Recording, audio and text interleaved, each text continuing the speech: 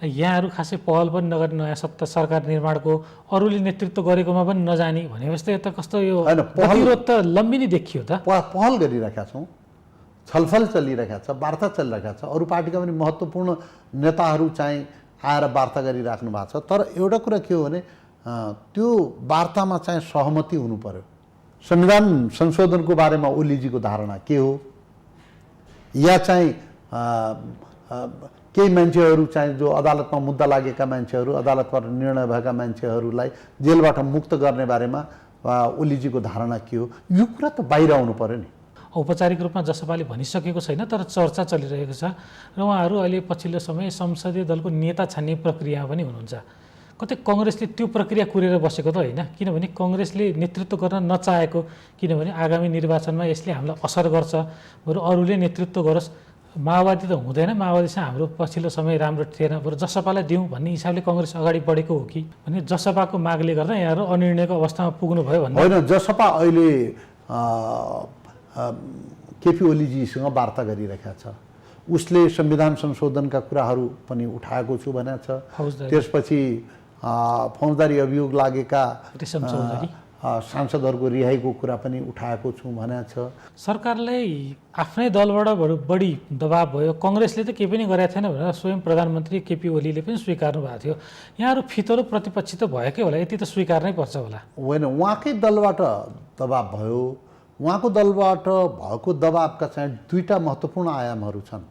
निर्वाचनमै हामीले चाहिँ संविधान सुधारका मुद्दा पनि लैजानुपर्छ।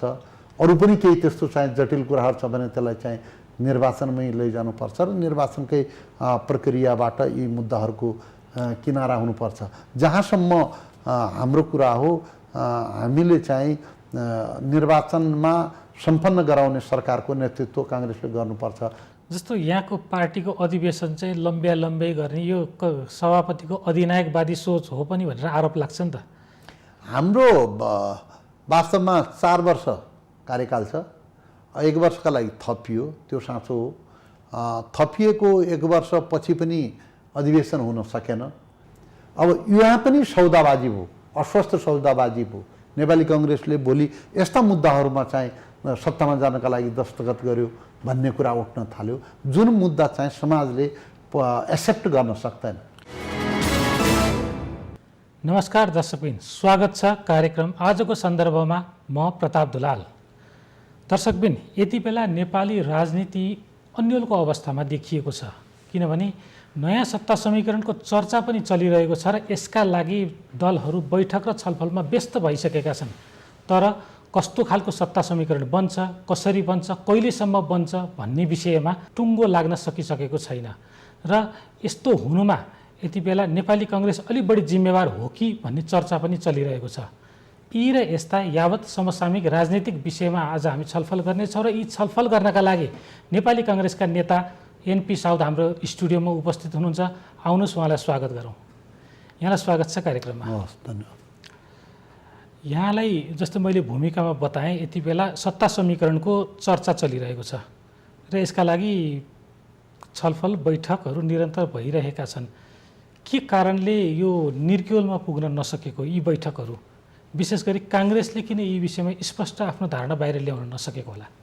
अब गएको निर्वाचनमा नेकपालाई दिएको म्यान्डेट विरुद्ध नेकपाले अन्तरसङ्घर्ष सुरु गरेपछि अदालतले पूर्ववत दुई पार्टीको रूपमा नामका कारणले, नाम सम्बन्धी विवादका कारणले पूर्ववत अवस्थामा राखेको छ। उनीहरूलाई मिल्न पनि विकल्प दिएको छ। तपाईँहरू 15 दिनभित्र आएर चाहिँ मिल्न सक्नुहुन्छ, नाम अर्को छान्नुहोस् भनेको छ। गठबन्धन बनाएर लडेका र निर्वाचनपछि एउटै पार्टीमा रूपान्तरण भएका यी माओवादी र एमालेका रूपमा रहेका यी दुई पार्टीहरू चाहिँ आफ्नै कारणले, आफ्नै सङ्घर्षका कारणले, नेताहरूको महत्त्वाकांक्षाका कारणले या नेताहरूको लोभका कारणले विभाजित अवस्थामा छन्। यो विभाजन भइसकेपछि विगतको जुन म्यान्डेट थियो, नेपाली जनताको म्यान्डेट पनि खण्डित भएको छ। अब यो सन्दर्भमा नयाँ सत्ता समीकरणको चर्चा मुलुकभरि आइरहेका छ, देशभरि आइरहेका छ। तर यसरी सत्ता समीकरण बनाउँदाखेरि पनि नेपाली कङ्ग्रेसको एउटा स्पष्ट सोच र मान्यता छ। हामी कुनै अपारदर्शी या अपवित्र गठबन्धनको प्रक्रियामा गएर 2051-52 साल पछिको जुन संसद पुनर्स्थापनाको घटना थियो त्यो घटनालाई दोहोर्याउने चक्रव्यूहमा नेपाली कङ्ग्रेस जान सक्दैन, जान चाहन्न। नेपाली कङ्ग्रेस विगत 3 वर्ष प्रतिपक्षी पार्टीको रूपमा रहिआएको छ। त्यसमा पनि जिम्मेवार प्रतिपक्षी पार्टीको रूपमा रहिआएको छ। हामीले सीमा सम्बन्धी मुद्दामा पनि नक्सा पास गऱ्यौँ भन्दाखेरि हामीले चाहिँ सर्वसम्मति पास गर्ने कुरा गऱ्यौँ। हामीले संसदलाई अवरोध गरेनौँ, संसद सुचारू रूपमा चल्यो। यहाँ त प्रतिपक्षी भन्दा पनि वास्तवमा सरकारलाई चाहिँ एकदम सबैभन्दा सघाउने प्रतिपक्षी बन्नुभएको थियो। होइन, हामीले चाहिँ रचनात्मक प्रतिपक्षको भूमिका खेल्यौँ। नियम कानुन कहीँनिर तोडे, संसदमा अधिनायकवादी विधेयकहरू ल्याएर कानुनै त्यस्तो किसिमको कम्युनिस्ट मनोविज्ञान अनुसारको कानुन बनाउन पनि विगतमा उनीहरूले कोसिस नगरेका होइनन्। जनतामाथि कर तिरो थप्ने, जनतालाई भ्रष्टाचारको बाटोमा लैजाने सरकारलाई र संवैधानिक निकायहरूलाई पनि नियन्त्रण गर्न खोज्ने, राज्यका अवयवहरू को एउटा कानुनी ढाँचामा प्रयोग गर्ने मात्रै होइन कि त्यसको अधिनायक बनेर बस्ने किसिमका प्रवृत्तिहरू विगतमा नभएका होइनन्। तर त्यसको बावजुद पनि हामीले चाहिँ एउटा प्रजातान्त्रिक संस्कृति अनुरूपको एउटा जिम्मेवार प्रतिपक्षको भूमिका खेल्यौँ। अब यो भूमिकाका कारणले पनि नेपालमा हाम्रो केही विश्वसनीयता अहिले देशमा हाम्रो विश्वसनीयता बढेको छ। नेपाली कङ्ग्रेसले चाहिँ आफू पनि गलत काम गर्दैन, गल्ती गर्ने कुरामा पनि औँला ठड्याउँछ, रोक्छ भन्ने मेसेज यसले दिएको छ। प्रतिपक्षमा बस्यौँ, रचनात्मक प्रतिपक्षमा बस्यौँ र मुलुकका लागि निरन्तर सङ्घर्ष गरेको हुनाले हामी यो छवि प्रतिपक्षमा बसेर आर्जन गरेको छवि सत्ताको कुनै रहस्यमय सौदाबाजी या चाहिँ अस्थिरताको, संविधानलाई अस्थिर बनाउन, मुलुकलाई अस्थिर बनाउन संयोजन गरिएका रचिएका दुश्चक्रहरूमा चाहिँ हामी आफ्नो छवि गुमाउन चाहन्नौँ। नेपाली कङ्ग्रेस अहिलेको सरकारलाई हटाउने पक्षमा छ, बिल्कुल क्लियर छ। हामी एमाले जसरी चाहिँ मध्यावधिको सिफारिस गर्यो त्यसमा असफल भयो। अहिले त चाहिँ बहुमत पनि गुमाइसकेको अवस्था छ। सबभन्दा ठुलो पार्टी मात्रै छ, त्यो पार्टीमा पनि फरक मतहरू छन्। पार्टीमा फरक मतहरूलाई दबाउनु कोसिस गरिएको छ। यी सब विसङ्गति र कमी कमजोरीहरू भइसकेपछि सरकारलाई चाहिँ हामी हटाउन चाहन्छौँ। तर चाहिँ हटाउँदाखेरि एक किसिमको सतर्कताको आवश्यकता छ। नेकपा माओवादीले पनि अहिले चाहिँ आफ्नो विश्वास चाहिँ विड्रो गरिसकेका छैन, लिइसकेका छैन। हामी पनि हटाउँदाखेरि चाहिँ हाम्रो नेपाली कङ्ग्रेसको मात्रै बहुमत पुग्दैन, त्यसमा चाहिँ नेकपा माओवादीको पनि साथ चाहिन्छ र राजपाको पनि साथ चाहिन्छ। त्यसकारण यी तीनै थरीले चाहिँ एउटा रोडम्याप बनाएर आए। यसरी हामी मुलुकलाई अगाडि बढाउँछौँ, यसरी सुशासन दिन्छौँ भनेर रोडम्याप बनाएर आए भनेपछि नेपाली कङ्ग्रेसको नेतृत्वमा सरकार बन्न सक्छ। नेपाली कङ्ग्रेस सरकार बनाउन तयार छ। तर अब सत्ताको सौदाबाजी भयो। अब गभर्मेन्टमा प्रतिनिधित्वको कुरोमा बहस हुनु स्वाभाविकै छ। तर संविधानलाई चलाउने किसिमको कुरा आयो या चाहिँ कानुनको दायराभित्र बसेर कुनै पनि निर्णय गर्ने कुरा ठिक छ। तर हिंसा, हत्या, अपराध, जसपाको मागको विषयलाई भन्न खोज्नु जुनसुकै पार्टी चाहे नेकपा माओवादी होस्, जसपा होस्, अब त्यसो गर्दाखेरि नेपाली कङ्ग्रेसको छविमै आँचाउने किसिमको परिस्थिति निर्माण भयो भनेपछि नेपाली कङ्ग्रेसले गम्भीर हुनुपर्छ। भने जसपाको मागले गर्दा यहाँहरू अनिर्णयको अवस्थामा पुग्नुभयो भन्ने होइन। जसपा अहिले केपी ओलीजीसँग वार्ता गरिरहेका छ। उसले संविधान संशोधनका कुराहरू पनि उठाएको छु भनेको छ। त्यसपछि फौजदारी अभियोग लागेका सांसदहरूको रिहाईको कुरा पनि उठाएको छु भनेको छ। त्यसपछि हामी उनीहरूले के भनेको छ भने जो हामीलाई ज्यादा दिन्छ त्योसँग चाहिँ एलायन्स गरौँ भनेको छ। अब त्यो ज्यादा दिएर चाहिँ बोल्ने कुरा गर्नुभन्दा पनि उहाँहरूले चाहिँ नेकपा एमालेसँगको उहाँहरूको गम्भीर वार्ता हुनुपर्छ। त्यो वार्ताबाट के निकास निस्किन्छ त्यो निकासबाट हुन सक्ने परिणाम र त्यसको असरलाई पनि हामीले चाहिँ मूल्याङ्कन गर्छौँ। अहिले सरकारमा हामी गएर जुनसुकै हालतमा पनि हामी कुर्सीमा बस्नै पर्छ, सरकारमा जानै पर्छ भन्ने हतारो छैन। अब एमाले चाहिँ संविधान संशोधनको कुरालाई चाहिँ कसरी लिने गर्नुहुन्छ, अब राजनीतिमा अपराधीकरणको कुरोलाई चाहिँ अहिले प्रधानमन्त्री केपी ओली या एमाले पार्टी कसरी लिन्छ, त्यसको बारेमा उहाँको स्पष्ट दृष्टिकोण भइसकेपछि अनि यो राजपासँग पनि हामीले चाहिँ जसपासँग पनि हामीले चाहिँ सत्ताको सौदाबाजी नगरिकन एउटा अन्डरस्ट्यान्डिङमा मुलुकको हित कसरी हुन्छ, संविधानको कार्यान्वयन कसरी हुन्छ, मधेसका पहाडका हिमालका जनताको हितको संरक्षण कसरी हुन सक्दछ र अब बन्ने सरकार चाहिँ इलेक्सन गभर्मेन्ट बनाएर यो सरकारलाई चाहिँ 2 वर्षसम्म चलाएर आफ्नै नेतृत्वमा सरकार कसरी बनाउन सकिन्छ भन्ने कुरामा चाहिँ उनीहरूसँग सहमति हुन आवश्यक छ। नेपाली कांग्रेस अहिलेको अवस्थामा जुन नेपाली कांग्रेसले कमाएको विश्वसनीयता छ त्यसलाई खाली सत्तामा जाने 2-4 जना मान्छे मन्त्री बन्ने या चाहिँ 2-4 मन्त्रालय हामीलाई आउने या विकासका 2-4 करोड 2-4 अरबका बजेट यता र उता गर्ने कुरामा मात्रै केन्द्रित भएर नेपाली कांग्रेस अगाडि बढ्न चाहन्न। यो हामीले चाहिँ विगतमा पनि सिकेका छौँ, विगतमा पनि बुझेका छौँ। गएको निर्वाचनमा पनि हाम्रै नेतृत्वको सरकार थियो, सरकारले निर्वाचनको प्रक्रियामा चाहिँ के कति हामीले चाहिँ सुविधा पाउन सक्यौँ। अहिलेको अवस्थामा चाहिँ वामपन्थी गठबन्धन भइसकेपछि स्थिरताको नारा दिएपछि ब्युरोक्रेसी पनि संस्थागत हुनुभन्दा पनि ज्यादा चाहिँ त्यो लज्जावती फुल जस्तै त्यो चाहिँ खुम्चिएर चाहिँ झुकावहरूको पनि चाहिँ परिवर्तन गर्ने जस्तो चाहिँ देखिन्छ। त्यसकारण यी सब कुरालाई दृष्टिगत गरेर निर्वाचनसम्म जाने अन्डरस्ट्यान्डिङमा सबै सरकारहरू सबै पार्टीहरू आउने परिस्थिति भयो भने र निर्वाचनमा जाँदाखेरि चाहिँ निर्वाचनमै हामीले चाहिँ संविधान सुधारका मुद्दा पनि लैजानुपर्छ। अरू पनि केही त्यस्तो चाहिँ जटिल कुराहरू छ भने त्यसलाई चाहिँ निर्वाचनमै लैजानुपर्छ र निर्वाचनकै प्रक्रियाबाट यी मुद्दाहरूको किनारा हुनुपर्छ।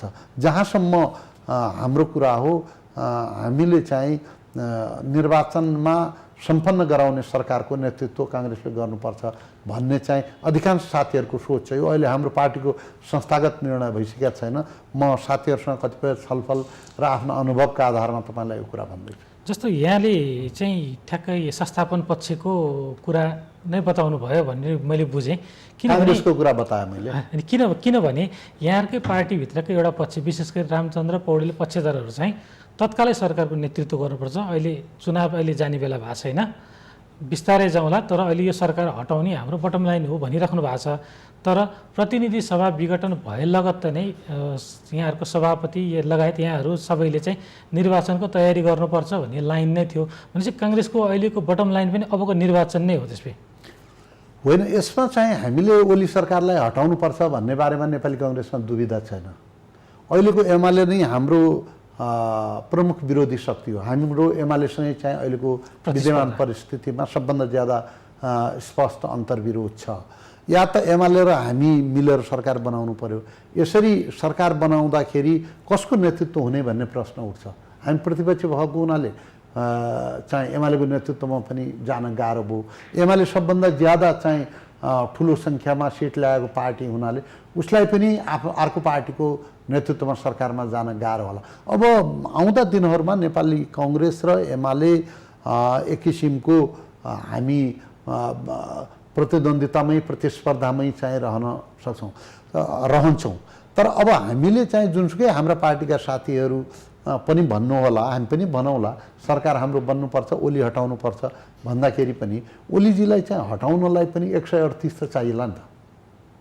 त्यो नेपाली कांग्रेससँग छैन, त्यो एमालेसँग छैन, त्यो यो माओवादी जोडेर पनि छैन, त्यो चाहिँ राजपा जसपा चाहिँ हामीसँग चाहिँ आएपछि मात्रै जसपा आएपछि मात्रै त्यो बहुमत पुग्छ।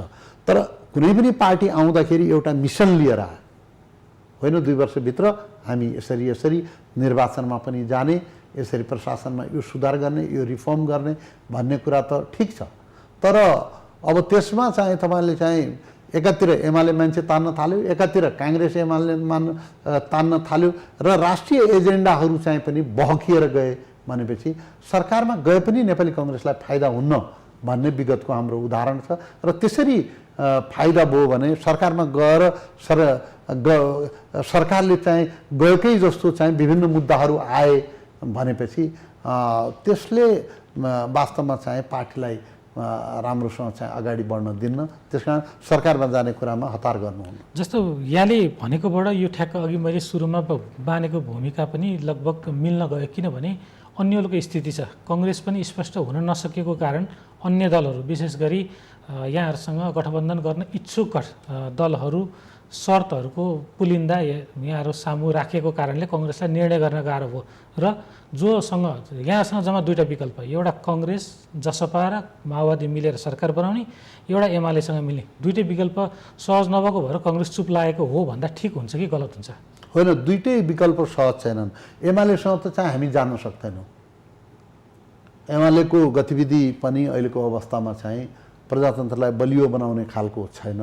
संविधानलाई पनि उसले चाहिँ विघटन गरेको छ। चारैतिर चाहिँ एक किसिमको अराजकतावादी क्रियाकलाप एमाले गरिराखेका हुनाले अहिले एमालेसँग नेपाली कङ्ग्रेसको गठबन्धनको चाहिँ म कुनै सम्भावना देख्दिनँ। अब एमाले विरुद्धको गठबन्धनमा पनि हामीहरूले एउटा रोडम्याप बनाएर हामीले एमालेलाई हटाएर आफ्नो सरकार बनाउने बाटोमा गयौँ भने त्यो चाहिँ उपयुक्त हुन्छ।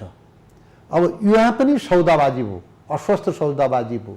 नेपाली कङ्ग्रेसले भोलि यस्ता मुद्दाहरूमा चाहिँ सत्तामा जानका लागि दस्तखत गर्यो भन्ने कुरा उठ्न थाल्यो जुन मुद्दा चाहिँ समाजले एक्सेप्ट गर्न सक्दैन।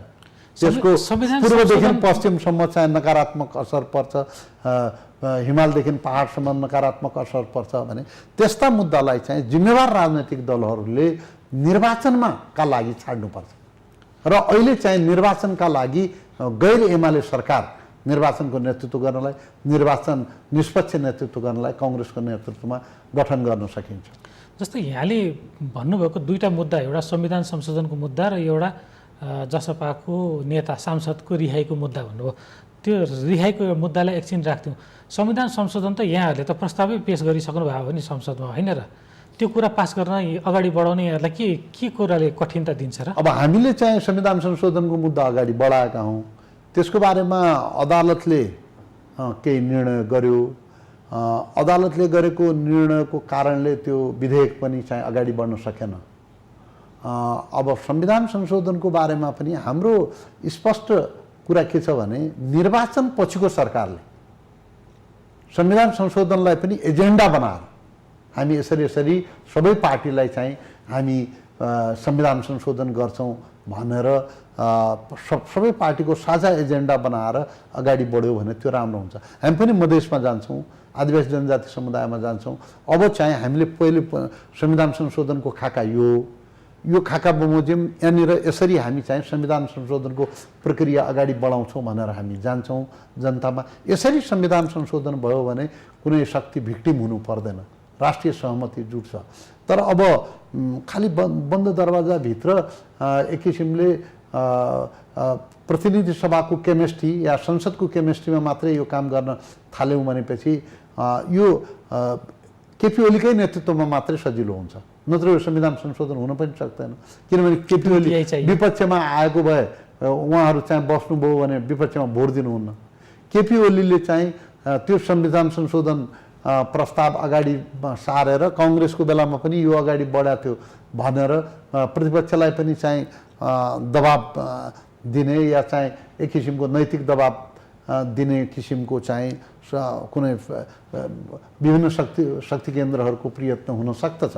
तर जहाँसम्म मेरो बुझाइ छ अहिले हामीले चाहिँ यस्ता एजेन्डाहरूमा पर्नुहुन्न। निर्वाचनलाई केन्द्रबिन्दु बनाएर नेपाली कङ्ग्रेसकै नेतृत्वमा सरकार बनाएर 1 वर्षभित्र निर्वाचन गर्ने गरेर अगाडि बढ्नुपर्छ। दर्शकबिन, यति बेला कार्यक्रममा पालो भएको छ विश्रामको। हामीसँगै रहनुहोला, हाम्रो छलफल निरन्तर चल्दै नै छ। दर्शकबिन, पुनः स्वागत छ कार्यक्रममा। यति बेला हामी नेपाली कङ्ग्रेस कसरी अगाडि बढ्दैछ नेपाली राजनीतिमा, वर्तमान राजनीतिमा भनेर छलफल गरिरहेका छौँ र यी विषयमा छलफल गर्नका लागि नेपाली कङ्ग्रेसका नेता एनपी साउद हामीसँग हुनुहुन्छ। जस्तो यहाँले नेपाली कङ्ग्रेसका केही अप्ठ्याराहरू अहिले नयाँ सत्ता समीकरणमा निर्णय गर्न नसक्नुको अप्ठ्याराहरू बताइराख्नु भयो, तर यहाँले कङ्ग्रेसको अनिर्णयको कारणले सिर्जना हुनसक्ने परिस्थितिबारे चाहिँ यहाँले ध्यान नदिएको हो कि? किनभने यहाँहरूले अहिले वर्तमान अवस्थामा निर्णय नगरिदिँदाखेरि अन्तर्राष्ट्रिय शक्तिको चलखेल हुनेदेखि लिएर राजनीतिक अस्थिरता लम्बिने अवस्था पनि छ नि, यसको निकास दिनलाई नेपाली कङ्ग्रेस त जिम्मेवार राजनीतिक दलको हैसियतमा उहाँहरूको जिम्मेवारी छ नि त तपाईँहरूको?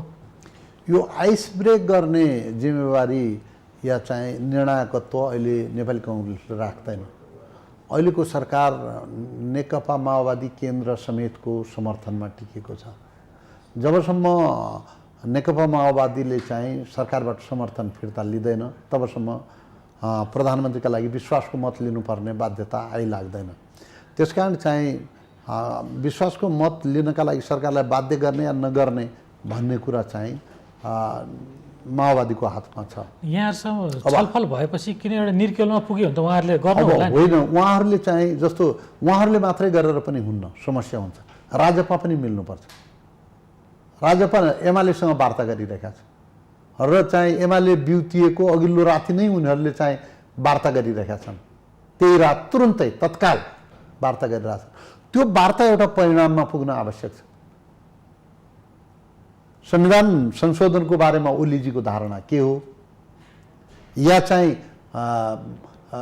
केही मान्छेहरू चाहिँ जो अदालतमा मुद्दा लागेका मान्छेहरू, अदालतबाट निर्णय भएका मान्छेहरूलाई जेलबाट मुक्त गर्ने बारेमा ओलीजीको धारणा के हो, यो कुरा त बाहिर आउनु पर्यो नि।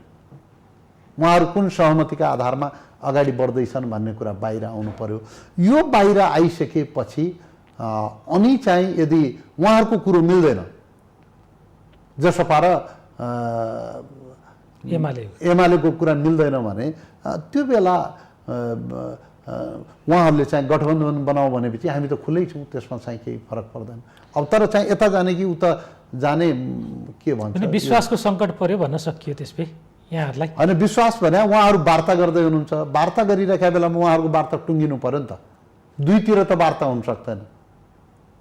हामी त चाहिँ जसपालाई चाहिँ आफ्नो अनुकूलको शक्ति मान्छौँ, गैर कम्युनिस्ट शक्ति मान्छौँ। अब कम्युनिस्टहरूसँग पनि उनलाई त माओवादी केन्द्रसँग सहमति नगरेर गठबन्धन नगरेर त सरकार बन्न सक्दैन। तर अब जसपा चाहिँ आफूलाई गैर कम्युनिस्ट नै भन्ने हुनाले चाहिँ हामीले उहाँलाई त चाहिँ स्वाभाविक एलआईको रूपमा, मित्रको रूपमा विगतदेखि लिँदै आएका छौँ। उहाँहरू एमालेसँग वार्ता गर्दै हुनुहुन्छ। वार्ता उहाँहरूको एमालेसँगको टुङ्गियो भने अनि राम्रो हुन्छ। अब जसपाले बिचमा तोड्ने गरेर दुई पार्टीका दुई नेता यता दुई नेता उता, त्यो स्थिति राम्रो पनि होइन। उनीहरूको एकतालाई पनि चाहिँ बस्दा राम्रो हुन्छ भन्ने कुरा। जस्तो अहिले पछिल्लो समय जसपाले सत्ताको नेतृत्व पनि दाबी गरिरहेको चर्चा चलिरहेको छ। यो औपचारिक रूपमा जसपाले भनिसकेको छैन, तर चर्चा चलिरहेको छ र उहाँहरू अहिले पछिल्लो समय संसदीय दलको नेता छान्ने प्रक्रियामा पनि हुनुहुन्छ। कतै कङ्ग्रेसले त्यो प्रक्रिया कुरेर बसेको त होइन? किनभने कङ्ग्रेसले नेतृत्व गर्न नचाहेको, किनभने आगामी निर्वाचनमा यसले हामीलाई असर गर्छ, बरु अरूले नेतृत्व गरोस्, माओवादी त हुँदैन, माओवादीसँग हाम्रो पछिल्लो समय राम्रो थिएन, बरु जसपालाई दिउँ भन्ने हिसाबले कङ्ग्रेस अगाडि बढेको हो कि होइन? हामीलाई चाहिँ कुनै पनि पार्टीले अर्को पार्टीको नेतृत्वमा अहिले नेपाली कङ्ग्रेस सरकारमा जान सक्दैन। यो गठबन्धनमा पनि नेपाली कङ्ग्रेस आफू सबभन्दा ठुलो पार्टी भएर प्रतिपक्षमा बस्या पार्टी छ। अहिलेको गठबन्धन ब्रेक हुँदाखेरि पनि नेपाली कङ्ग्रेस चाहिँ अर्को पार्टीको नेतृत्वमा सरकारमा जान सक्दैन। इलेक्सन जस्तो जिम्मेवार कुराहरू सञ्चालन गर्नका लागि प्रमुख पार्टीहरूकै नेतृत्वको सरकारले चाहिँ यो कार्यभार पुरा गर्न सक्छ। नत्र चाहिँ इलेक्सन सञ्चालन गर्ने कुरा अत्यन्त गाह्रो छ, कठिन छ। यसको जटिलता नेपाली कङ्ग्रेसले बुझेको छ। अब कसको नेतृत्वमा सरकार भन्ने बारेमा त चाहिँ उहाँहरूले आफ्नो कुरा चाहिँ त्यो कुरा राख्नु भएको छैन। उहाँहरूले चाहिँ राख्नु होला। एमालेसँग पनि त्यो कुरामा छलफल भइरहेछ कि हाम्रो नेतृत्व मानिदिनुहोस् भनेर, या त चाहिँ हामीसँग त्यो छलफल एमालेले त स्पष्ट पारिसक्यो हामी ठुलो दल हौँ, हामी अर्काको अन्डरमा बस्दैनौँ भनिसकेको छ। अब हामीसँग त्यो कुरै अगाडि आएको छैन। तपाईँले चाहिँ हामीलाई हाम्रो नेतृत्वलाई एक्सेप्ट गर्नुहोस् अनि चाहिँ सरकारमा जानुहोस् भनेर उहाँहरूले चाहिँ भन्नुभएको छैन। यहाँको सभापतिसँग कुरा भएर यहाँसम्म आइ नपुग्या हो कि त त्यो कुरा? होइन। अब त्यो राजपाले हामीसँग भने पनि छैन। राजपाको नेतृत्वमा नेपाली काङ्ग्रेस तत्काल सरकारमा जान सक्ने कुनै स्थिति पनि म देख्दिनँ। किनभने केही दिन अगाडि एउटा काङ्ग्रेसकै जिम्मेवार नेतासँग मैले छलफल गर्ने क्रममा उहाँले के भन्नुभएको थियो भने काङ्ग्रेस आफू नेतृत्वमा नगइकन एउटा किनभने सरकार दिने एउटा संसदको जिम्मेवारी हो, हामी संसदीय व्यवस्थाको हिमायती हौँ, त्यसकारण भोलि त्यस्तो अवस्था अहिलेको सरकार अब संविधान विरोधमा गएको भएर त्यो पनि एउटा अप्सन छ भनेर भन्नुभएको थियो। होइन, अब यो सरकार संविधान विरोधमा गयो, अब अरूको सबै सरकारहरू संविधान मान्ने नै छन् भन्ने छैन। अब संविधान चाहिँ जलाएका शक्ति पनि होलान्, नमान्ने शक्ति पनि होलान्, यसलाई रणनीतिक रूपमा उपयोग गर्ने कुरा पनि होला। मुख्य कुरा के हो भने अहिले नेकपा एमालेसँग नेपाली काङ्ग्रेस चाहिँ गठबन्धन गरेर अगाडि बढ्दैन।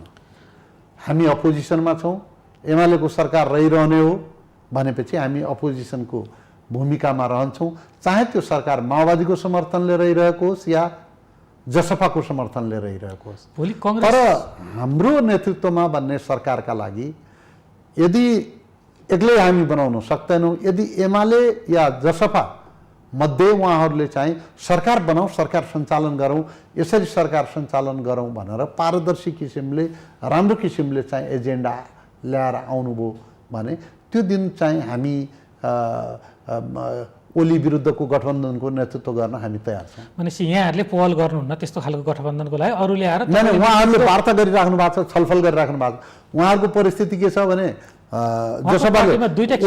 जसपाले चाहिँ वार्ता गरिरहेका छ, यता चाहिँ तपाईँले नेकपाले चाहिँ समर्थन विड्रो गरेका छन्।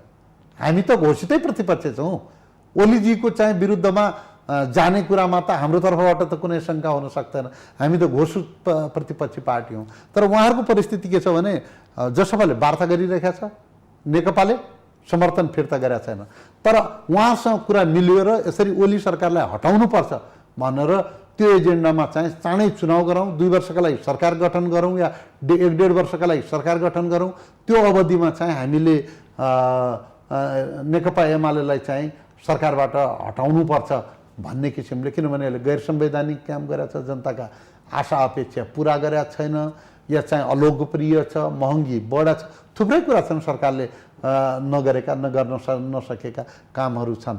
यो एजेन्डामा हामी सहमत भयौँ भनेपछि हामी अगाडि बढ्न सक्छौँ।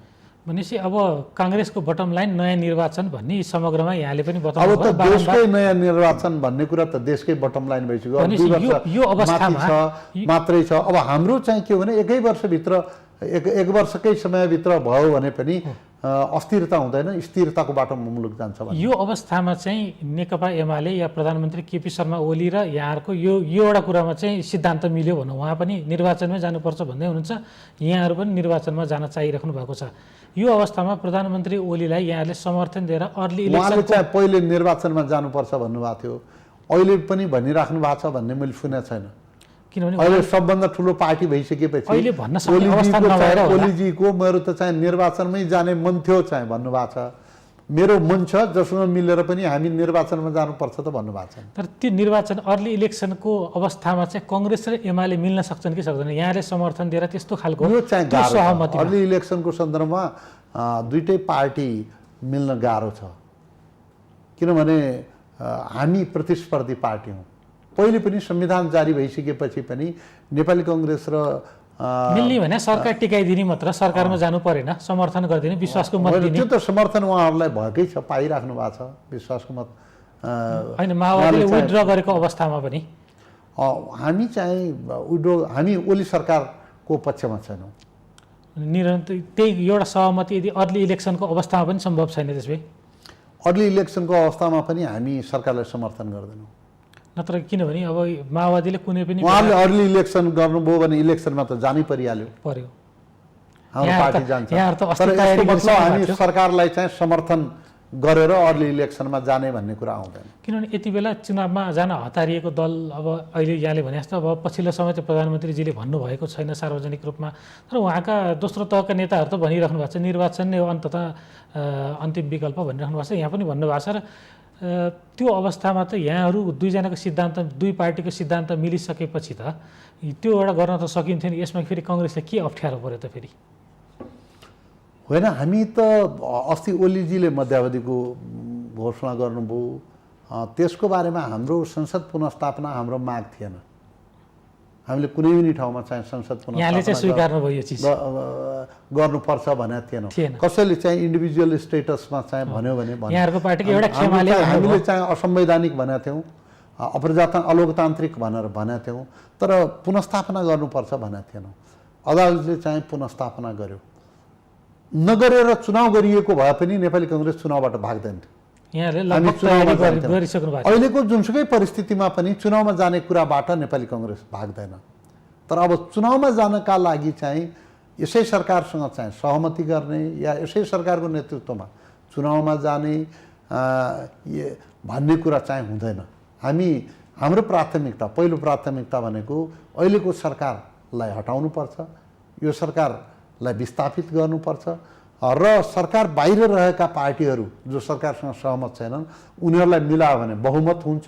उनीहरूले आपसमा चाहिँ कुनै कुरा इम्पोज नगरिकन इलेक्सनलाई लक्षित गरेर उहाँहरू अगाडि बढ्ने कुरा आयो भने त्यो ज्यादा उपयोगी हुन्छ मुलुकका लागि, प्रजातन्त्रका लागि र हाम्रो पार्टी र अरू पार्टीहरूका लागि। अलिकति बाँझिए नै यहाँले भनेको कुरा जस्तो ओलीको सरकार पनि हट्नुपर्ने, यहाँहरू खासै पहल पनि नगर्ने, नयाँ सत्ता सरकार निर्माणको अरूले नेतृत्व गरेकोमा पनि नजाने भनेपछि त कस्तो यो गतिरोध त लम्बिनी देखियो त। पहल गरिरहेका छौँ, छलफल चलिरहेका छ, वार्ता चलिरहेका छ। अरू पार्टीका पनि महत्त्वपूर्ण नेताहरू चाहिँ आएर वार्ता गरिराख्नु भएको छ। तर एउटा कुरा के हो भने त्यो वार्तामा चाहिँ सहमति हुनु पर्यो।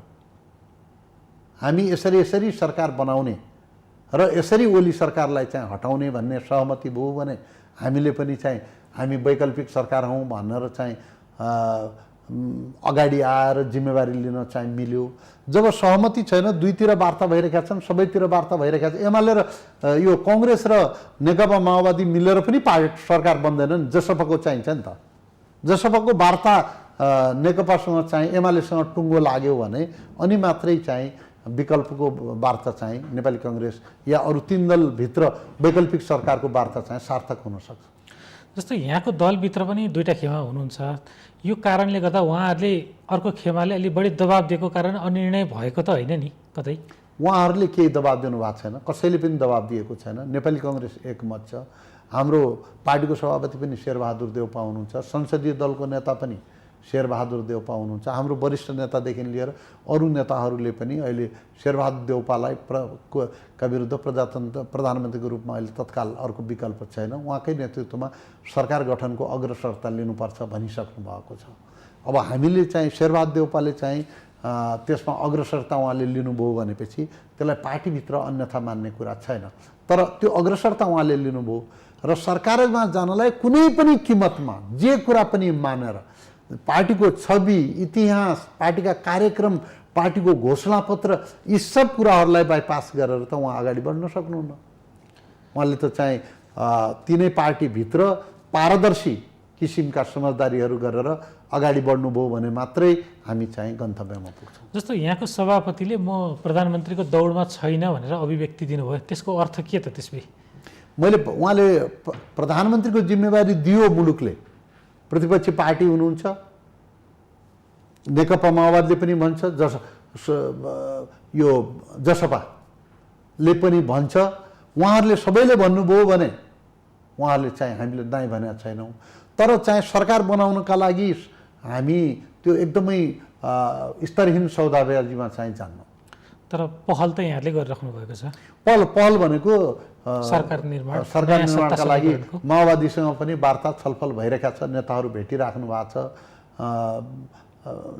जसपा पार्टीसँग पनि वार्ता छलफल भइरहेको छ। यो अवस्थाबाट अब लगभग कति टेन्टेटिभ कति समय जतिमा निकास पाइन्छ त? किनभने यो त असाध्य अन्यलको अवस्था देखियो। त्यो अब यो जसपा र यो सरकारको बिचमा भएको छलफल जुन उहाँहरूको भइरहेका छ, वार्ता उहाँहरूको चलिरहेका छ, त्यो वार्ताले चाहिँ एउटा परिणाम ल्यायो भनेपछि यदि सरकारलाई समर्थन गर्ने परिणाम ल्यायो भने हामी प्रतिपक्षमा छँदैछौँ। होइन, सरकारसँग हाम्रो वार्ता टुट्यो, अब हामी चाहिँ वैकल्पिक सरकारको पक्षमा छौँ भन्ने निर्णय गर्यो भने तत्काल सरकार गठन गर्न सकिन्छ। अनि यो चिज जति लम्बियो त्यति यहाँहरू यो विषयमा अनिर्णय हुनुहुन्छ, उस्तै परे निर्वाचनसम्म यतिकै गयो नि जाओस्। अनिर्णय त अब सरकार छँदैछ, विश्वासको मत फिर्ता गरेका छैन। अब अब कुनै एकदम ठुलै सङ्कट त छैन। तर वैकल्पिक सरकार यो सरकार चाहिँ यो सरकारले नैतिक धरातल पनि गुमायो, संवैधानिक धरातलमा पनि चाहिँ प्रश्न उठ्यो, प्रतिपक्षमा पनि चाहिँ सरकार परिवर्तन हुनुपर्छ भन्ने पार्टीहरूको चाहिँ बहुमत छ। धेरै पार्टीहरूले चाहिँ त्यो मान्यता राखेका छन्। त्यसैले सरकार परिवर्तन हुनु, बदलिनु राम्रो। जस्तो हुन त यहाँ कसैको अभिव्यक्तिलाई यहाँले बचाउ गरिराख्नुपर्ने या विश्लेषण गरिराख्नुपर्ने छैन, तर आज तनहुमा एउटा भएको कार्यक्रममा यहाँहरूको पार्टीको वरिष्ठ नेता रामचन्द्र पौडेलले हाम्रो सभापतिको मौनता रहस्यमय छ, उहाँ किन मौन हुनुहुन्छ, किन सरकार परिवर्तनमा अगाडि बढ्नु भएको छैन भनेर प्रश्न उठाउनु भएको छ। होइन, अब अरू पार्टीले, मैले त्यो प्रश्नको पहिले पनि उत्तर दिएँ, मैले अरू पार्टीले तपाईँको नेपाली काङ्ग्रेसको नेतृत्व हामी एक्सेप्ट गर्छौँ र एउटा गठबन्धन बनाऊ भनेर स्पष्ट रूपमा चाहिँ गैर एमाले सरकारको लागि खाका अगाडि बढ्ने परिस्थिति आयो भने त प्रधानमन्त्री पछि हट्नुहुन्न। तर चाहिँ सत्ताका लागि मात्रै दौडिराख्ने छवि पार्टीका लागि पनि राम्रो होइन। चाहे त्यो वरिष्ठ नेताको कुरा आउला या चाहिँ पार्टीका सभापतिज्यूको कुरा आउला, अब पटक पटक उहाँहरू चाहिँ प्रधानमन्त्री बनिसक्नु भएको छ। पार्टी सभापति 4 चोटि प्रधानमन्त्री बनिसक्नु भएको छ। हाम्रो पार्टीका चाहिँ लगभग 7वटा सभापति भए, सबै देशका प्रधानमन्त्री बनिसक्नु भएको छ। सर्वोच्च नेता गणेश मानजीले प्रधानमन्त्री बन्न पनि म चाहिँ बन्दिनँ भनेर त्यागै गर्नुभएको छ। वरिष्ठ नेता पनि चाहिँ उप प्रधानमन्त्रीदेखि सभामुखसम्म बसिसक्नु भएको छ। प्रधानमन्त्रीको उपयुक्त वातावरणमा चाहिँ उहाँले चाहिँ त्यो कुराको पनि अवतरण होला। तर चाहिँ प्रधानमन्त्रीको लागि पार्टीको छवि, पार्टीका मूल्य पद्धति, मुलुकको छवि, सबै कुरालाई चाहिँ स्टेकमा राखेर चाहिँ अगाडि बढ्दाखेरि पार्टीको हित हुन्न। पार्टीको सभापतिले चाहिँ जिम्मेवारीपूर्ण काम गरिरहेका जस्तो म देख्छु। उहाँको कुरोमा अस्वाभाविक सक्रियताले चाहिँ हुने दुर्घटनाभन्दा जिम्मेवार किसिमले वार्ता संवादबाट पारदर्शी किसिमले यो कुरालाई ल्यान्डिङ गर्न सक्यौँ, यो कुरालाई चाहिँ हामीले परिणाममा पुर्याउन सक्यौँ भने त्यो राम्रो हुन्छ। दर्शकबिन, कार्यक्रममा फेरि पालो भएको छ विश्रामको, हामीसँग रहनुहोला। दर्शकबिन, पुनः स्वागत छ कार्यक्रममा। यति बेला हामी वर्तमान राजनीतिमा काङ्ग्रेसको कार्यदिशा विषयमा छलफल गरिरहेका छौँ र यी विषयमा छलफल गर्नका लागि नेपाली काङ्ग्रेसका नेता एनपी साउद हाम्रो स्टुडियोमा हुनुहुन्छ। जस्तै यहाँले काङ्ग्रेसको बाध्यताको विषयमा बताउनु भयो, नयाँ सरकार, नयाँ सत्ता समीकरणको विषयमा।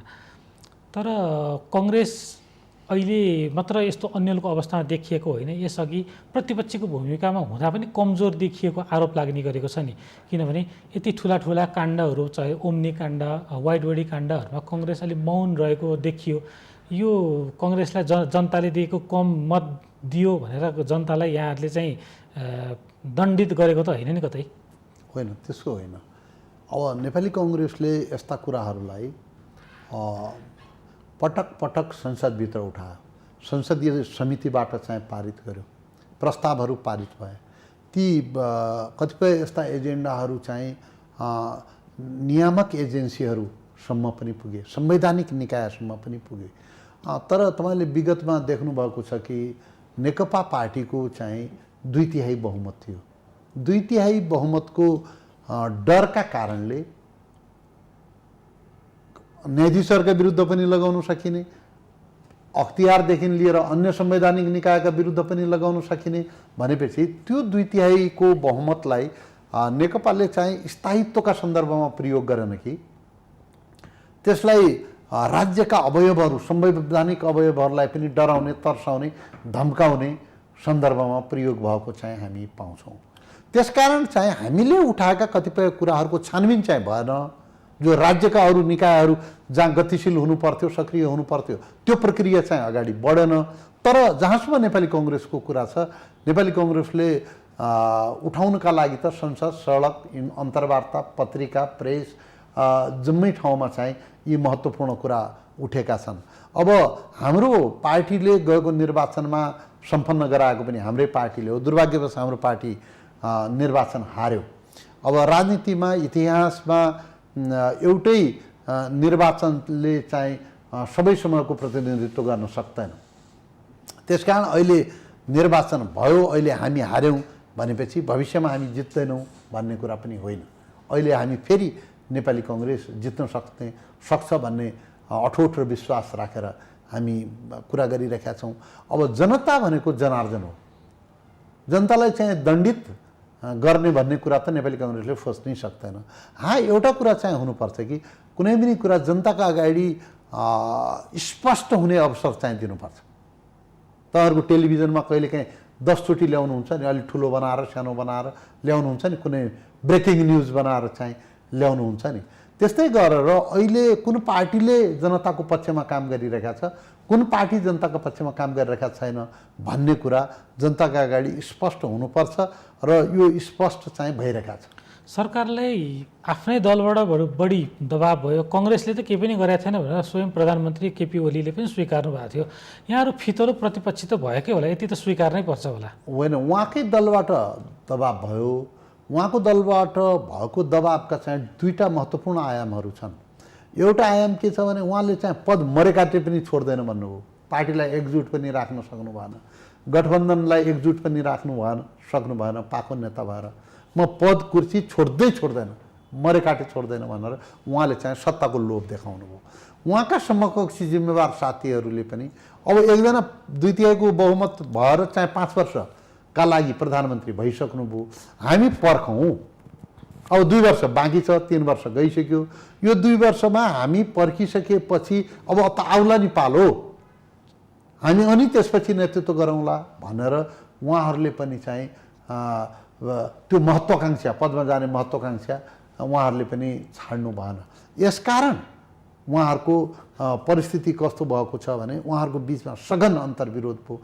राष्ट्रिय एजेन्डामा पनि होइन, कम्युनिस्ट कार्यनीतिका बारेमा पनि होइन, खालि पदमा ओलीले चाहिँ हाम्रो कुरा सुन्दैन या हामीलाई समेटेन भन्ने एक थरीको गुनासो छ। ओलीजीले चाहिँ को गुनासो के छ भने यिनीहरू मलाई चाहिँ कुर्सीबाट फ्याँक्न चाहन्छन् भन्ने उहाँको बुझाइ छ। यसैको अन्तर्विरोधमा रह्यो। अब हामी जहाँसम्म प्रतिपक्षी पार्टीको कुरा हो, हामीले रचनात्मक प्रतिपक्षको भूमिका खेल्यौँ। सदनमा पनि जति पनि तपाईँको गुटी विधेयकदेखि लिएर तपाईँको चाहिँ यो कोरोनाको औषधि खरिददेखि लिएर, स्वास्थ्य सामग्री खरिदको कुरादेखि लिएर, वाइड बडीदेखि लिएर हामीले भन्यौँ कि तपाईँलाई जो लाग्छ, जसलाई तपाईँ सक्नुहुन्छ कारबाही गर्नुहोस्, जो दोषी छ त्यसलाई दण्डित गर्नु। हाम्रै सभापति भए पनि जसुकै दोषी छ दण्डित गर्नुहोस्। उहाँको हाम्रो सभापतिले त आफै भनिराख्नु भएको छ, जो दोषी छ उहाँकै माग हो, सदनमा रेकर्डेड छ त, जो दोषी छ त्यसलाई चाहिँ दण्ड गर्नुहोस् भनेर भनेको छ। भनेपछि यसलाई चाहिँ हामीसँग जोड्ने भनेको यो चाहिँ दुराग्रह हो, यसमा चाहिँ यो गलत मनसा हो, यो चाहिँ सही कुरा होइन। ठिक छ, अब यो सरकारको कुरा यो भयो। जस्तै यहाँहरूको आन्तरिक पार्टीमा पनि ठुलो विवाद छ, दुई पक्ष हुनुहुन्छ, महाधिवेशनको नजिक छ, तर अहिले एउटा कङ्ग्रेसलाई कस्तो खालको आरोप लागिरहेको छ भने कङ्ग्रेसको एउटा खेमा सभापति शेरबहादुर देउवालाई सत्ताको नेतृत्व गर्न नदिने मनसायमा छ। उहाँहरूकै कारण सत्ता समीकरणको टुङ्गो लाग्न नसकेको हो पनि भनिराखेका छन्। यहाँ यसलाई स्वीकार्नुहुन्छ कि हुन्न? त्यसलाई त म चाहिँ स्वीकार्न बडो गाह्रो भयो, किनभने तपाईँकै प्रश्नलाई पनि आधार बनाउने भयो भने हाम्रो वरिष्ठ नेता र हाम्रो पार्टीको सभापति गएको महाधिवेशनमा निर्वाचन लड्नु भएको थियो। अब शेरबहादुर देउवा सभापतिमा निर्वाचित हुनुभयो, वरिष्ठ नेताले नै पनि अलि हतारो भएन, अलि चाँडो गर्नु पर्यो भनेर चाहिँ चिन्ता जाहेर गरिराख्नु भएको छ। सरकारमा चाहिँ नेपाली कङ्ग्रेस चाँडो गयो भनेपछि मुलुकको राजनीतिले एउटा दिशा समात्छ, बाटो समात्छ भन्ने उहाँको चाहिँ चिन्ता होला। ओली सरकार हट्नुपर्छ भन्ने पनि चिन्ता होला। यो चिन्ता चासो र आफ्नै पार्टीभित्र चाँडो सरकारको नेतृत्व काङ्ग्रेसले गर्नुपर्छ, हामीले गर्नुपर्छ, शेरबहादुर देउपाजीले नै गर्नुपर्छ भन्ने चिन्ता चासो लिइराखेका बेलामा तपाईँको प्रश्नमा पनि त्यो परिलक्षित भएको छ। अब त्यसमा चाहिँ काङ्ग्रेसले विवाद गर्यो, शेरबहादुरजीलाई फोरममा उहाँहरूले चिन्ता व्यक्त गर्नुहुन्छ, तर भित्रभित्र चाहिँ उहाँको कसै गरेर पनि सभापतिजीलाई सरकारको नेतृत्व अवस्थामा पुग्न दिनुहुन्न, किनभने उहाँ नेतृत्वमा पुग्यो भने भदौमा हुने महाधिवेशनमा उहाँहरूलाई गाह्रो हुन्छ भन्ने उहाँहरूको आकलन छ भन्ने खालको चर्चा पनि छ नि। होइन, अब भदौमा हुने महाधिवेशनमा कसलाई गाह्रो हुने, कसलाई गाह्रो नहुने भन्ने कुरा चाहिँ यो हाम्रो आन्तरिक प्रतिस्पर्धाको कुरा हो। अब काङ्ग्रेस सरकारमा जाने, काङ्ग्रेसले सरकारमा गइसकेपछि मुलुकको सेवा गर्ने, चुनाव सम्पन्न गराउने भन्ने यो हाम्रो ऐतिहासिक दायित्वको कुरा हो। त्यसकारण हामीभित्रको प्रतिस्पर्धा चाहिँ स्वच्छ प्रतिस्पर्धा हुन्छ, प्रजातान्त्रिक लोकतान्त्रिक र नैतिक प्रतिस्पर्धा हुन्छ। हामी सबै नैतिकताले बाँधिएका हुनाले प्रजातन्त्रवादी भएका हौँ। यदि हामीले नैतिकताको बन्धनलाई नमान्ने भएपछि शक्तिको नाङ्गो रूपलाई प्रयोग गर्न सक्ने अधिनायकवादी सोचमा पनि हाम्रो आफ्नो विचार पद्धतिलाई लैजान सक्दथ्यौँ। हामीले त्यता गएको छैनौँ। हामीले त चाहिँ अर्कोको मतबाट, अर्कोको इच्छाबाट आफू अनुमोदित हुने लोकतान्त्रिक प्रक्रियालाई चाहिँ हामीले आत्मसात गरेका छौँ। त्यसकारण मलाई चाहिँ यसमा के लाग्छ भनेपछि निर्वाचनको प्रक्रियामा जाने, प्रणालीमा जाने, चाहे पार्टीभित्रको निर्वाचन होस्, चाहे संसदीय निर्वाचन होस्, त्यसमा सरकारको प्रभाव पर्न सक्दैन। जस्तो यहाँको पार्टीको अधिवेशन चाहिँ लम्ब्याइ गर्ने यो सभापतिको अधिनायकवादी सोच हो पनि भनेर आरोप लाग्छ नि त। हाम्रो वास्तवमा 4 वर्ष कार्यकाल छ। 1 वर्षका लागि थपियो, त्यो साँचो हो। थपिएको 1 वर्षपछि पनि अधिवेशन हुन सकेन। कोरोना महामारीका कारणले त्यो अधिवेशन हुन नसकेको। भदौभित्र चाहिँ जुनसुकै हालतले पनि हामी महाधिवेशन गर्छौँ। तिथि मिति र कार्यतालिका समेत प्रकाशित भइसकेको हुनाले यसमा कसैले अन्यथा लिनु पर्दैन। जस्तो यी महाधिवेशन गर्ने विषय नै, जस्तो फागुनमा कोरोना महामारी त देखाइयो तर विरोधका कार्यक्रम कुनै रोकिएन, महाधिवेशन चाहिँ रोकियो। यसलाई पनि उहाँहरूले त्यति चित्त बुझाइराख्नु भएको छैन नि। यो संविधानले यति हामीलाई व्यवस्था नगरिदिए भए त हामीलाई त गम्भीर कानुनी सङ्कट आउँथ्यो। सभापतिजीले साह्रै यो भद्रगोल बनाउनु भयो भन्ने आरोप लागिरहेको छ नि। होइन, यो व्यवस्था अहिले सभापतिजी आइसकेपछि भएको होइन। यो व्यवस्था पहिले संविधान बनाउँदाखेरि नै राजनैतिक दलका बिचमा सहमति भएर यो व्यवस्था आएको हो। अब कोरोना महामारीका कारणले के रोकियो, के रोकिएन, के कस्तो परिस्थिति आयो, तपाईँ सचेत पत्रकारलाई पनि मैले भनिराख्न पर्दैन। हाम्रो पार्टीका पनि जिम्मेवार नेताहरू जो कोहीले पनि यो प्रश्न उठाउनु भएको छ, उहाँहरू पनि कोरोना जस्तो गम्भीर कुरा जसले चाहिँ अहिले 25-30 लाख मान्छे संसारमा चाहिँ मरिसकेको अवस्था छ, अहिलेको मोडर्न मेडिसिन भएको ठाउँमा, 101 विकसित ठाउँमा यो चाहिँ केही थिएन, यो चाहिँ खेलाची हो भनेर पनि चाहिँ उहाँले भन्नुभयो होला, बुझ्नु होला। म त्यो विश्वास गर्न सक्दिनँ। कोरोना महामारीकै कारणले यो भएको one of the major reason. त्यसपछि हाम्रो विजय गजदारजीको नेतृत्वमा आएको पार्टीलाई समायोजन गर्ने कुरा, तत्कालिक लोकतान्त्रिक फोरमलाई समायोजन गर्नुपर्ने कुरा, या हाम्रो संविधान बमोजिम हाम्रा जति पनि भौगोलिक संरचनाहरू छन्, पार्टी संरचनाहरू छन्, उनीहरूको भूगोल परिवर्तन भयो। त्यसकारण भौगोलिक परिवर्तन अनुसार समायोजन गर्दाखेरि अलि टाइम लागेको छ। यो काममा पनि लाग्या हुनाले अलि ढिला भएको। तर भदौभन्दा उता महाधिवेशन जाँदैन। त्यो विकल्प पनि छैन त्यसको त। त्यसको विकल्प पनि छैन, त्यो कानुनी टुङ्गो लागिसकेको छ। अब यहाँलाई म अन्तिम एउटा प्रश्न सोध्छु, अहिलेको राजनीतिक गतिरोध कुन अवस्थामा समाधान हुनसक्छ र मुलुकले कसरी निकास पाउन सक्छ त? अब अहिलेको राजनीतिक गतिरोध चाहिँ राष्ट्रिय सहमतिले नै समाधान हुन सक्छ। राष्ट्रिय सहमति भनेको निर्वाचनमा जाने हो। सबै पार्टी मिलेर चाहिँ निर्वाचनमा जाने प्रक्रियामा हामी गयौँ भनेपछि यो गाँठो पुग्न सक्छ। एउटा गठबन्धन निर्वाचित भएर आएको थियो, प्रधानमन्त्रीले मध्यावधि गर्नुभयो, अदालतले एकचोटि पुनस्थापना गर्यो, अर्कोचोटि अदालतले निर्णय गरेर दुई पार्टीलाई पुरानै स्टेटसमा बस बन्यो। यसले चाहिँ एउटा गन्जागोल, एउटा कन्फ्युजन चारैतिर चाहिँ आएको छ। यो कन्फ्युजनको स्थितिको निराकरण भनेको निर्वाचनले गर्न सक्छ र निर्वाचनका बारेमा हामी सबै पार्टी चाहिँ सर्वसम्मत भएर अगाडि बढ्नुपर्छ। केही समयमा काङ्ग्रेसले यो विषयलाई मुद्दा नै बनाउँछ। त्यही नै हाम्रो त मुद्दा छँदैछ। हामीले चाहिँ शीघ्र निर्वाचन हुनुपर्छ। काङ्ग्रेसको नेतृत्वमा हामी सरकार बनाएर पनि हामी जो शक्ति हामीसँग चाहिँ चाँडो निर्वाचनको प्रक्रियामा लैजानका लागि, जनताको पुनः मेन्डेट लिनेको कुराका लागि सहमत हुन्छ, त्योसँग हामी गृह कार्य गरेर त्योसँग काम गरेर हामी अगाडि बढ्छौँ भनेर भनिसकेका छौँ। यहाँले भनेको जस्तै होस्, अर्ली इलेक्सनले देशलाई निकास दियोस्, यही शुभकामना दिन चाहन्छु। हस्, तपाईँलाई पनि, यो माउन्टेन टेलिभिजनलाई पनि मेरो तर्फबाट धन्यवाद। यहाँको समय संवाद यी सबैका लागि धेरै धेरै धन्यवाद। हस्, थ्याङ्क यू। दर्शकबिन, हामीले नेपाली काङ्ग्रेसको राजनीतिक कार्यदिशा पछिल्लो समय बनिरहेका सत्ता समीकरण र अन्यलको स्थिति, राजनैतिक गतिरोध लगायतका यावत विषयमा छलफल गऱ्यौँ र यी विषयमा छलफल गर्नका लागि नेपाली कङ्ग्रेसका नेता एनपी साउद हाम्रो स्टुडियोमा हुनुहुन्थ्यो। आजको श्रृङ्खलामा यति नै।